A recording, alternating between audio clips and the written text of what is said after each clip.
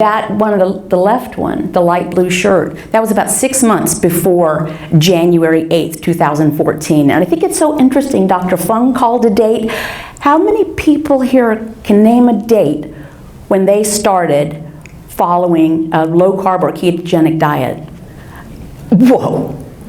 Because it is life-changing. It is like someone flips a switch. Okay, so let me see. I had tried. Oh, went back. Too fast. Too fast. I like these little things I did, the little movement things. I had a lot of fun putting this together. I tried, like we all did, just move more, eat less. Just move more, eat less, eat a low-fat diet. So I did. There was the summer of the triathlons. So I trained for and participated in 4 sprint-level triathlons. And I was miserable. I worked with a nutritionist. I followed the food pyramid. I dutifully got 60% of my calories from carbohydrate. Because you got a carb load, right? If you're going to be swimming, biking, and running and hauling that fat behind up a hill on a bicycle. As you can see, I was laughing and oh, so funny. But it was not really fun. And or funny. And that is the way I felt. And as a matter of fact, it's hard for me to look at that photograph, realizing how I felt. By the way, over that 6 months of training and participating in sprint-level triathlons, I lost 11 pounds.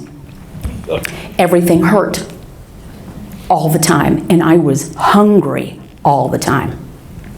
So I gave up. I just gave up. I resigned myself to being the funny fat friend. And that was it. I was 55 years old, and I'd been fat for 30 years. Well, one of my brothers, one of my few remaining siblings, so I'm going to change hands, had been diagnosed with type 2 diabetes, and he couldn't believe it. The only thing I couldn't believe is that it took so long.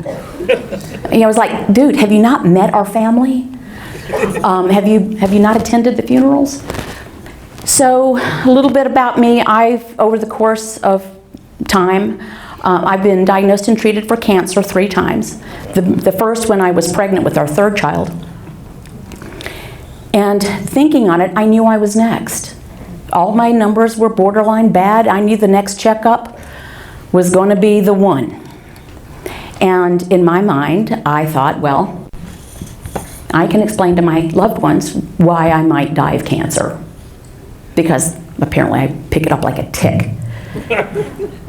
But I couldn't explain why I was going to lose a foot. I mean, the slide you showed of it, I couldn't explain how I was going to lose a foot or my eyesight or a kidney to diabetes. So I Googled how to not take insulin for diabetes because insulin was a bridge too far from me. I could take a lot. I obviously did take a lot, but I wasn't going to take that. So, what happened? I saw the white coat video. How to not take insulin for type 2 diabetes. And up pops this old school video. By the way, I'm going to embarrass Dr. Westman. Again. Honestly, this is off script. I tend to speak extemporaneously. If we didn't love Dr. Westman before today, we love him today after that presentation.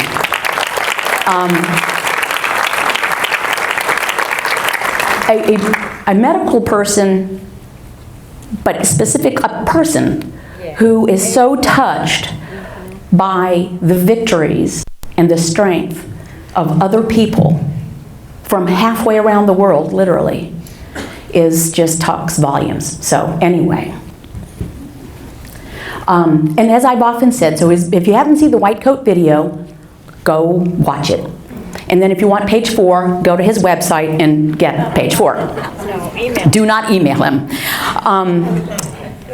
I said I didn't know whether it was his calm delivery or his boyish good looks, but there was something about that message on that day that rang true for me.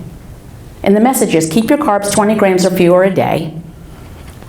If it's not on page 4, don't eat it. I just kind of say eat fatty sources of protein. Don't eat if you're not hungry, and stop when you're satiated. It's the message. It was simple enough for me to understand. So I said, well, I can do that. Frankly, I knew since college that low carb worked for me. And I'll get to my point about that. But so the next time I ate food, I left off the carbs. That was all I did. Nothing fancy. I didn't buy anything special. I didn't have testing meters. I didn't take any products. I just left off the carbs. The food was already in my fridge. I just left off the carbs. So immediately, I began to feel better, mentally, as we say around Go Keto with Casey. I have a private group on Patreon called Go Keto with Casey, and some of the patrons are here in the audience. And we have little things we say.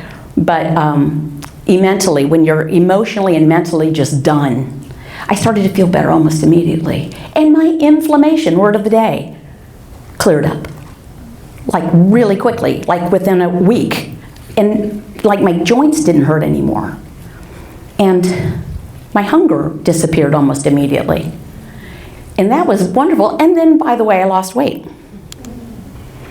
The food was the really easy part. And these are actual photos I took of actual food from our actual house. The food is the easy part. This just is. It's just keep your carbs low. It's about a cup of non-starchy vegetables a day, pre-cooked, about 2 cups of leafy greens a day, and the rest fatty sources of protein, and don't overdo it on cheese and cream.